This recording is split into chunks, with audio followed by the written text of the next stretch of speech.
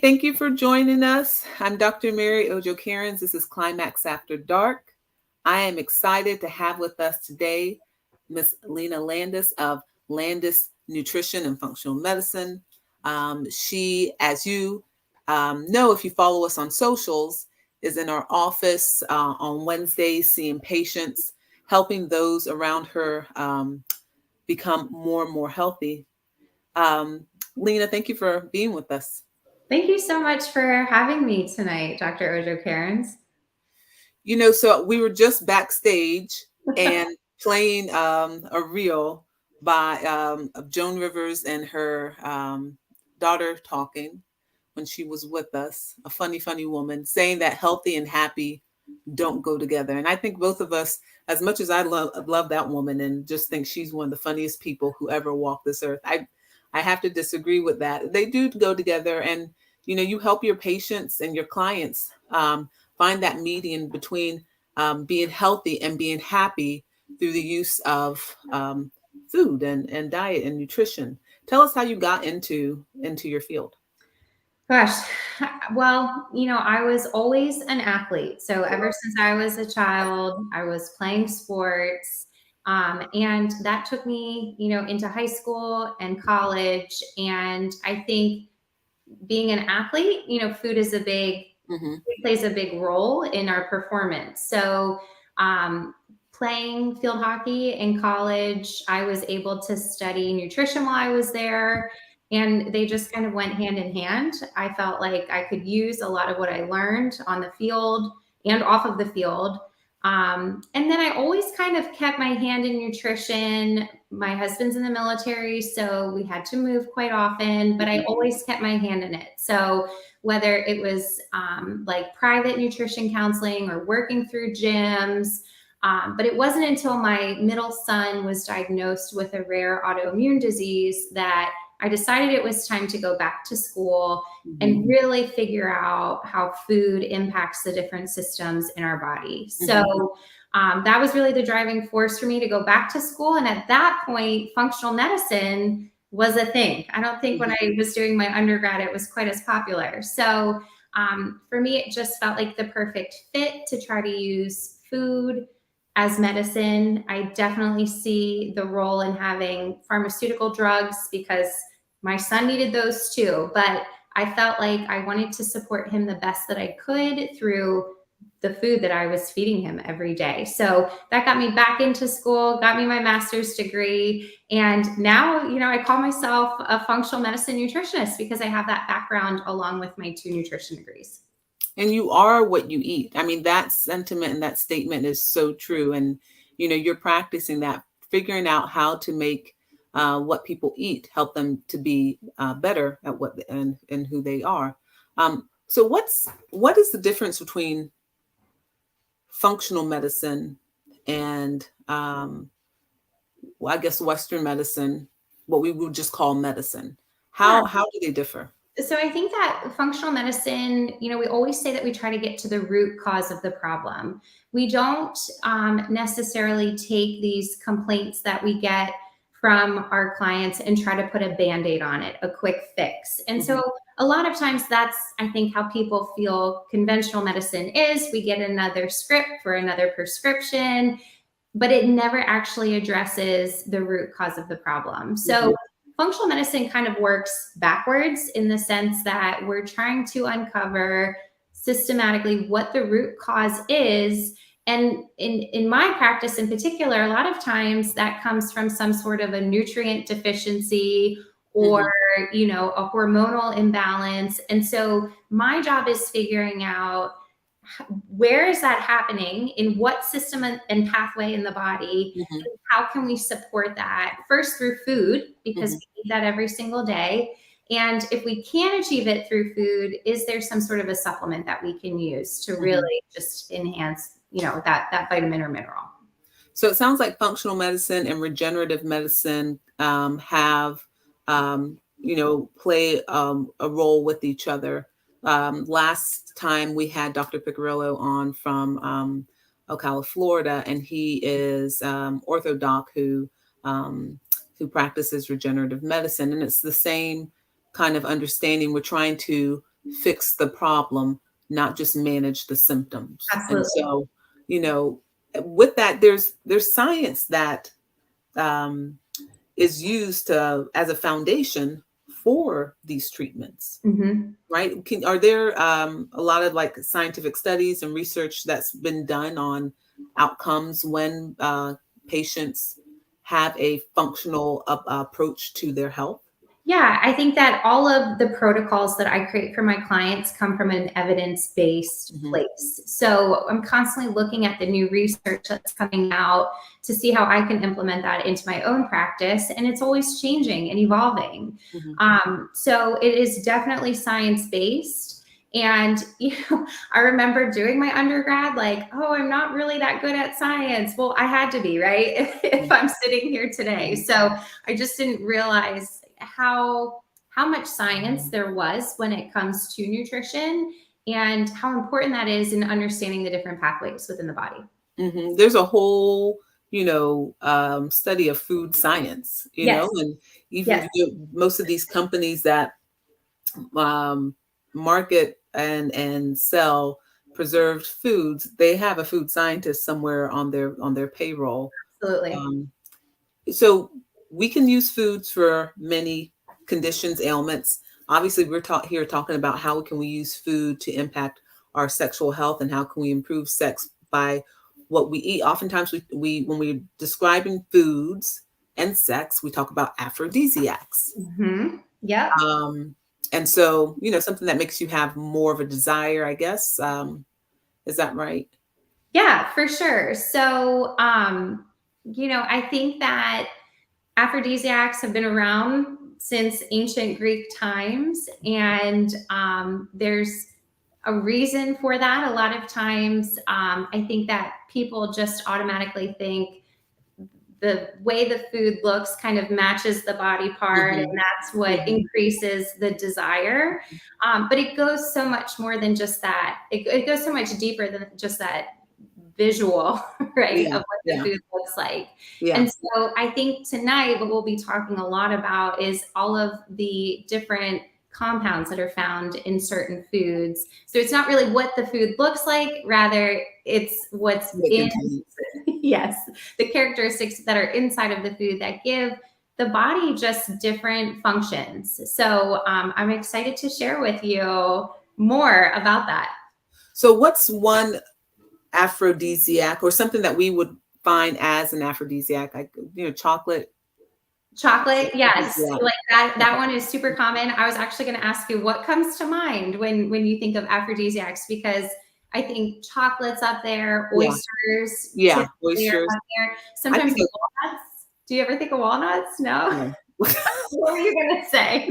I think of I think of grapes because I heard Okay. peeling grapes since that it takes time to peel a grape. That's a sensual act. Okay. So that itself is has been thought in history to be an aphrodisiac or alluring. Yeah.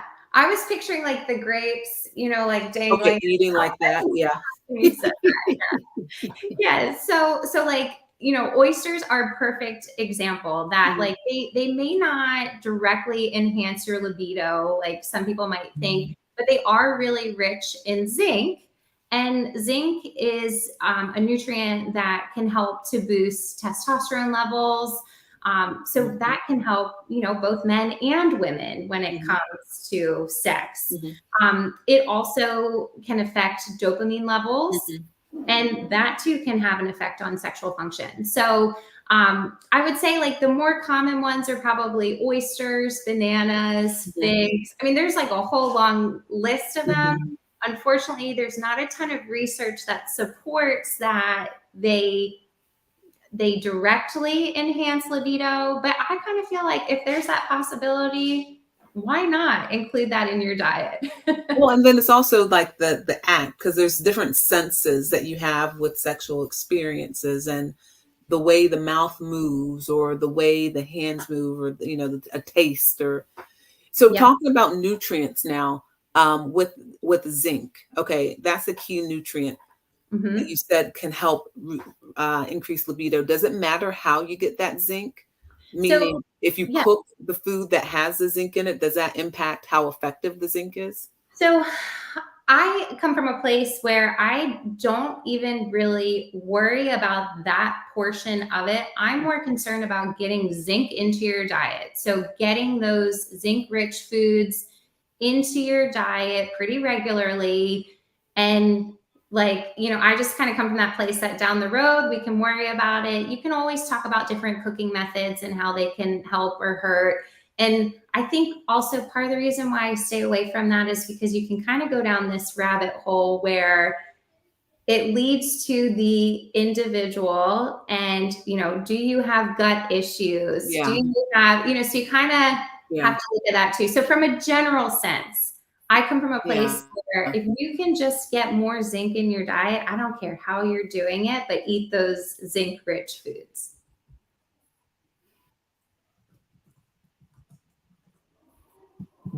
yeah. And what are some other nutrients that you would say are um, positive for improving sex? And then what are like just some basics and how you could get them in? Yeah. So do you want to talk about men, or do you want to talk about women first? Oh, okay. So there's a difference. Um, let's talk. Well, I'm concerned about me, so let's talk about me. Let's talk about women. I love it. Ladies first, right? So, ginseng is a nutrient that can increase sexual desire in women, especially women that are in menopause. And so, an easy way that you could add that into your diet is just by drinking ginseng tea. Mm, Um, another really important nutrient is iron. And as we both see, I think in our practices, a yeah, lot of women are low in iron. yeah. The reason that that is so important is that when you're deficient in iron, you might be experiencing low energy. You might be feeling anxious.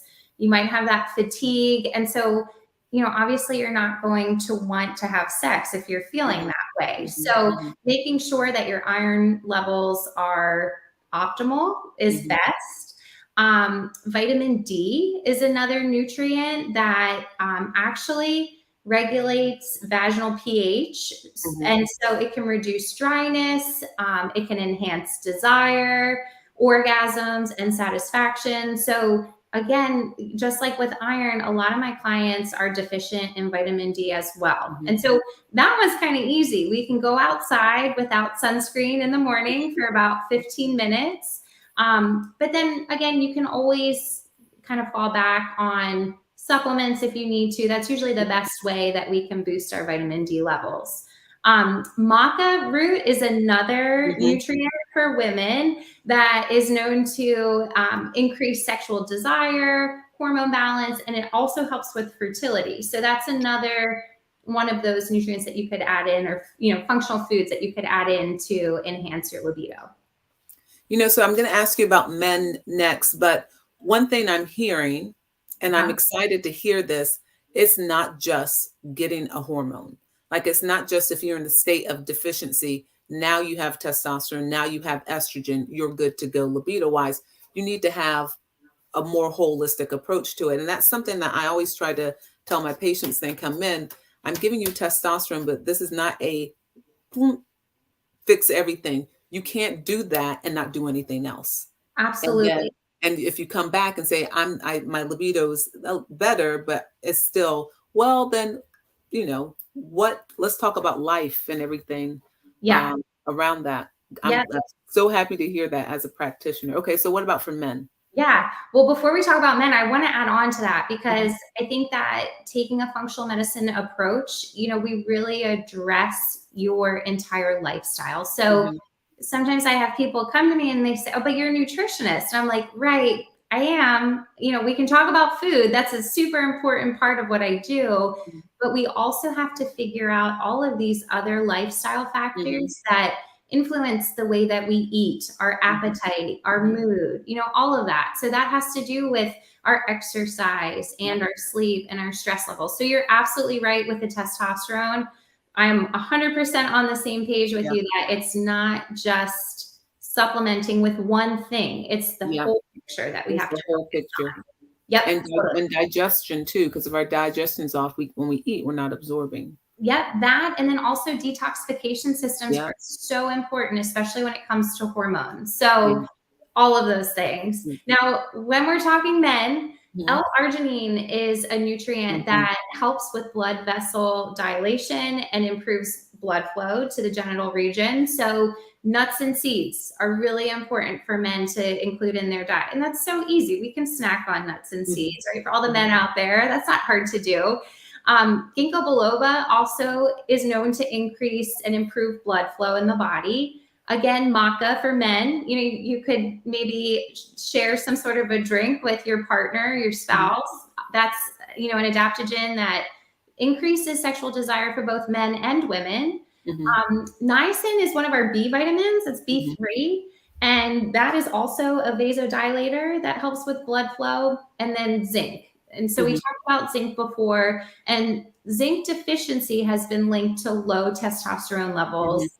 It also helps with our immune system. And then for men, it improves sperm quality. Mhm. So it's important that they are not deficient in zinc, especially if you're wanting to, like, if you're in your reproductive years and you're Mhm. wanting to start a family, it's important that you have the right amounts of zinc too.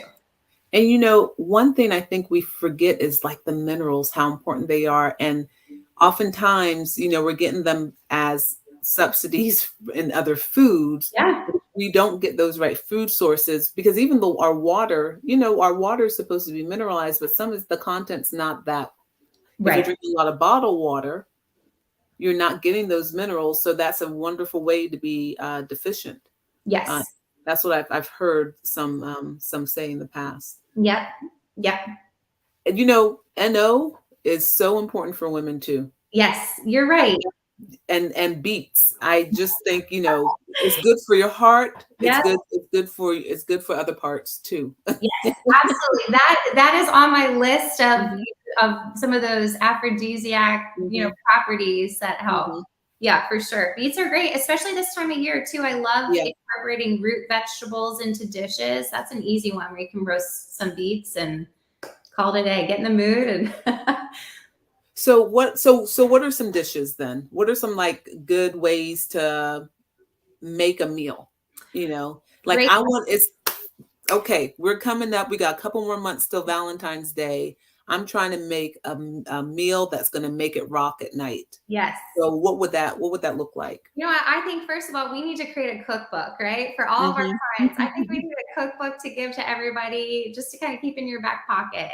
So it's funny we're talking about beets because I actually wanted to share an arugula and beet salad. And I think Mm, that that's something that's, very easy to prepare. The only thing that takes a little bit of time is roasting the beets. So if you want mhm, to roast the beets, that takes a little bit longer. But if you did some arugula with beets. You could do golden beets, or you mhm, could do, purple beets. You could put some orange segments into it, or mhm, even mhm, clementines are so good mhm, this time of mhm, year. Pomegranates, those are mhm, another mhm, aphrodisiac. mhm, So you mhm, could add those in. Walnuts. You could do some goat cheese on top, red onion, pumpkin seeds are mhm, really high in zinc too. You could add those in. So just when I cook, I don't really measure. And I know sometimes it feels a little bit safer if we're new to the kitchen and cooking to really follow a mhm, recipe. But for something like a salad, it's up to you. If you want to go a little bit heavier on one thing, a little bit lighter on another, go for it. So I think that salad, it like just sounded delicious. I've made different variations of this mhm, before. mhm, And then for the dressing, you could do some fresh orange juice with a little bit of white balsamic vinegar, some honey, Dijon mustard, a little bit of lemon juice, olive oil, and salt and pepper to taste. So I think, the dressings are another thing that a lot of my clients are like, well, I don't know what to get at the store. And I'm like, that one's so easy to do mhm, at home. Like, mhm, so easy to prepare. And then we've talked about this before, even with the chia seeds. You can add those seeds into your dressings or onto yeah. your salads and just really boost the overall nutrient content of your foods. I talking about dressings, salad dressings, one thing that I didn't realize until I took a class and part of the class was talking about the importance of fats. Yes. Fats are important in our diet, and how you may eat a salad for the nutritional content, but miss a lot of the vitamins in that salad because there's no fat to carry it up because Mhm. you didn't put any fat in that Yeah. salad. You opted for the fat-free salad dressing and had no cheese in the Yeah. salad or no other fat in the salad. And so it's not it's a nice fad, but it doesn't make sense when you're talking about eating a whole comprehensive meal.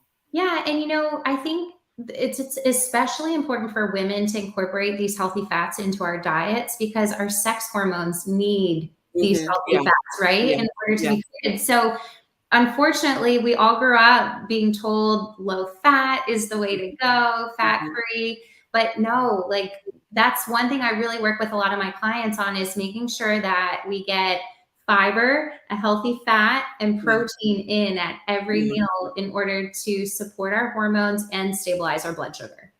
I'm laughing because the other day we were talking about nutrition. And remember, I was eating crackers, and that was my breakfast. And you were like, "So what are you doing?" To I tread said, light. "Yeah, I'm trying, girl. I'm trying. Yes, yes. I'm trying to eat breakfast. I We're am gonna get trying you to." there. We're gonna get you there. Well, and Okay. I don't like to like shock my clients either. I want them to come back and to trust me here. Yeah, So for a lot of people, it's a slow and a gradual process because you have to feel good as the client implementing these behavior changes. So if it yeah. feels like too much work, you're not going to do it. So it's finding that sweet spot. Because it is a behavior change. Like, look, I preach water all day because I know the importance, and I can tell when, especially if I'm trying to draw somebody and I cannot get any blood, because likely you did what I usually do, which is only drink coffee. Right. Of So course. I preach it every day, but I'm the last person. Like, this is my cup, and I'm still, and I brought it here to show I'm drinking my water. But again, so I'm not far from those who are not doing a good job, and I always want to let people know, you lead by example, but we're all here but for the grace. And so it's tough, and it is behavior changes, and it's implementing these things into your day to day Yeah. so that it becomes if it's not easy, you're not going to be able to keep up with it. I'm sorry, you Absolutely. know. You're absolutely right. And I think that that's why we take kind of like a slow approach. I always tell my clients too, it's like we're building a house, right? So we Mhm. have to get that foundation down first, make sure it's solid, make sure that you understand what you're doing for your specific body, why you're doing it, and then I can give you all the tools that you need, but you have to go out and build the house. I Yeah, can't build it for yeah. you. So, So I talked about my one of my loves, which is caffeine. yes. I don't drink that much of it, but I just love the smell of coffee.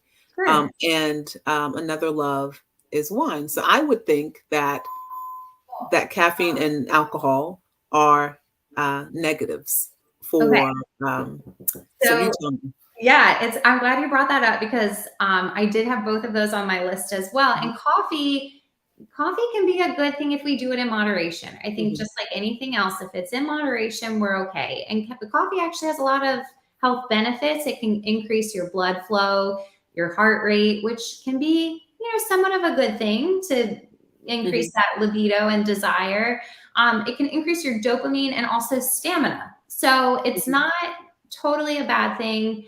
I think, we were just talking about meals, dinner time. So maybe you wouldn't want to have that espresso martini mhm, right before mhm, bed. I don't know. mhm, Maybe you would. mhm, But same thing with wine. So I actually first I'll talk about red wine is typically like the one that we would recommend because of the mhm. antioxidants.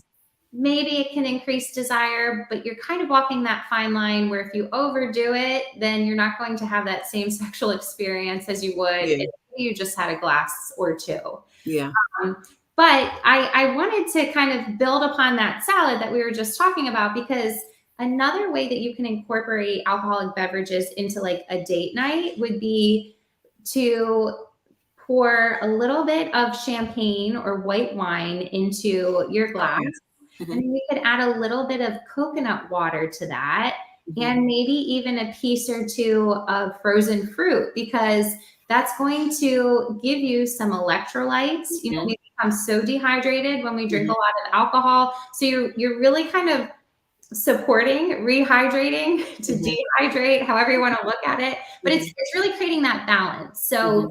by adding that coconut water into your, it's almost like a spritzer. Like it sounds like Mhm. It's a a topical spritzer. to me, right? Yeah, that But sounds just like a spritzer. yeah, but you're at least hydrating your body and giving your body a little bit more potassium than it normally would get, with Yeah, adding that coconut water into that drink. So just a fun twist, and it could be really good with the champagne if you wanted to go that direction, but a nice way to stay hydrated if you are going to add alcohol into your yeah, that's a really good tip.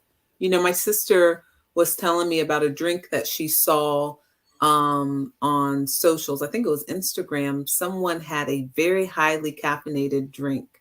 Okay. Man, I can't remember what it was.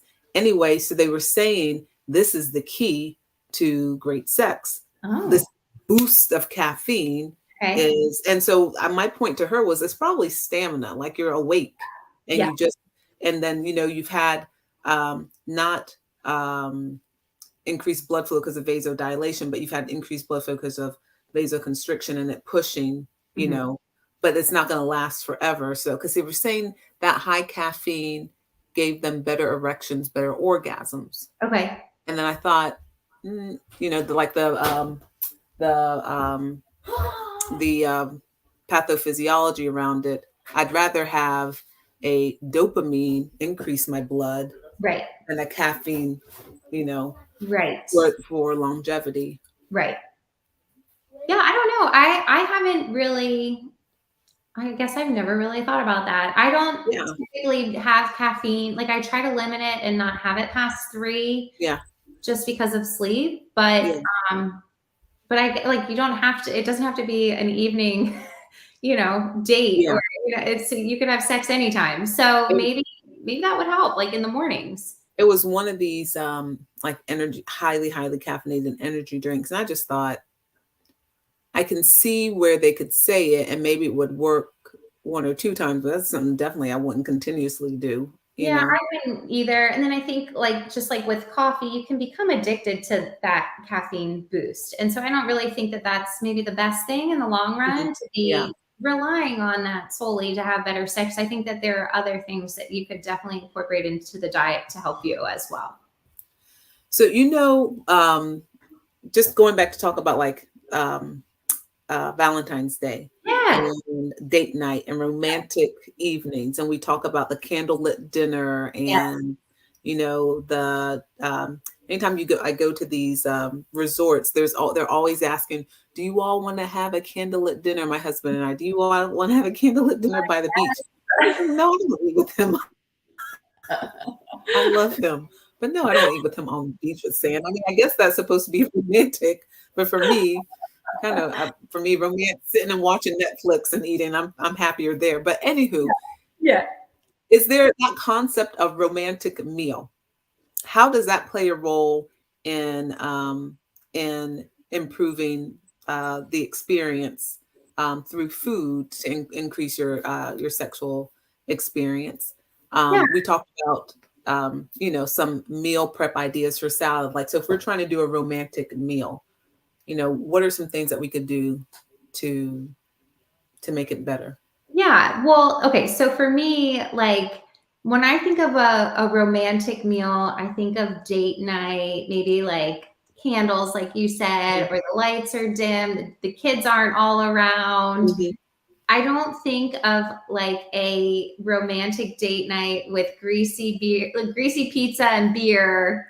I don't mhm, know. For me, like I'd rather kind of maybe get dressed up.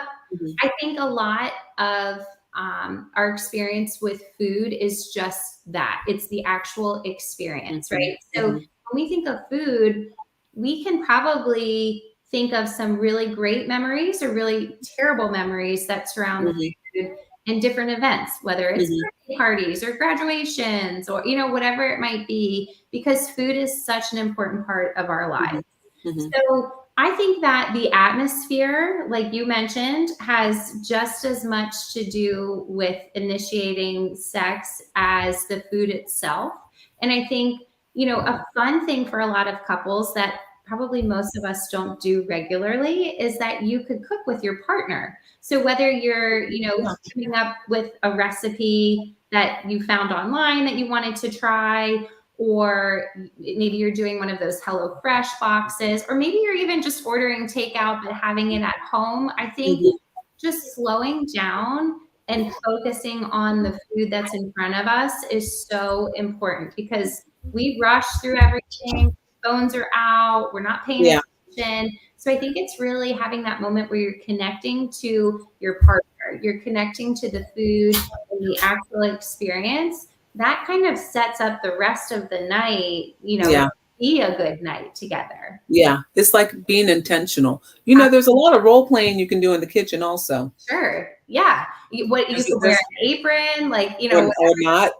or not, or wear nothing under your apron. Yeah, exactly. And so having that freedom and that flexibility to try new things, to try new foods, Mhm. there's a lot of different options that you can get into, and that can be part of the date as well. Mhm. So if you had to give one piece of advice and one food Okay. that is like one piece of advice of how to improve your sex through food, and one food item that is your biggest bang for your buck. Ooh, What this would those is two a things tough be? question. On Hmm. the spot. I know. I'm like thinking here. So, my biggest piece of advice, and this is probably going to sound really cheesy, but I truly feel like variety is the spice of life. Mm, So, I think that when it comes to the foods that we're trying and incorporating, both in the kitchen and our sex life, I think that the more of these foods that you can try, the better. I don't want you just to have oysters every single night, of the week forever and ever and ever, because you're probably going to get tired of that after a while. And you can, give your body so many more nutrients if you're kind of cycling through different foods. So I would mhm. definitely add variety in, and I think that that can be fun and adventurous in its own way. And I don't know. I'm back and forth on spices because they can stimulate endorphins and speed up your heart rate, Oh, mhm, trigger some sweat. It mimics arousal. So, like, chili peppers are a great thing. But if you're not like a spicy kind of person, then garlic probably comes to mind for me because mm, so many people can cook with garlic, right? That goes in mhm, everything. And that helps to stimulate circulation, blood mhm. flow, just like we talked about earlier, but especially in your pelvic region. So, why not add a little bit of garlic? And both eat it, and then you're both, no one can smell it. I mean, I there was a talk I was at recently, and there was a cardiologist speaking, Yeah. and she talked about the wonders of garlic, just eating it even whole, which I Yes. would not do. However, that how powerful of a food Hmm. that small little nubbin is, Hmm. and so I'm really impressed that you said that, Yeah. and also, Yeah. really, I do agree with you. I think that is a big bang for your buck. And spices, I didn't even think about spices as Yeah. an option. Yeah, and so the concept of these functional foods is what I love because it's like Mhm, these are little things that most of us have in our kitchen all the time. You mhm, just have to remember to add them into these dishes to really just boost the nutrient content, and then, look at the positive effects that it can have not just on your health but your sexual wellness as well. mhm. And whole garlic, not like a dried. Yeah, I mean, I would do like fresh garlic if you Yeah. can. Yeah, but if you don't have access to that or you don't have any on hand, then that's okay. But yeah, if you could go with fresh garlic, that would be my go-to every time. Lena, I literally can pick your brain all night about this. And we could go down so many other avenues too, you Absolutely. know, because there's nutrition and wellness, nutrition and mental health. We talked some about dopamine, Yeah, and so will you come back and talk to us more I about would it? love to. Absolutely. I would be honored to come back. Thank you so much. You can find Lena in our office on Wednesdays. Also, get connected with her virtually. Just drop us a line if you're interested. Want to get more of this insight on how you can use food to improve your function and how food can make you into a better you. Thank you, Lena, for being with us. I really appreciate your insight. Of Um, course. Thank you for having me, Dr. Joe Cairns. This was a lot you're of welcome. You're welcome. This is Climax After Dark. Good night, everyone.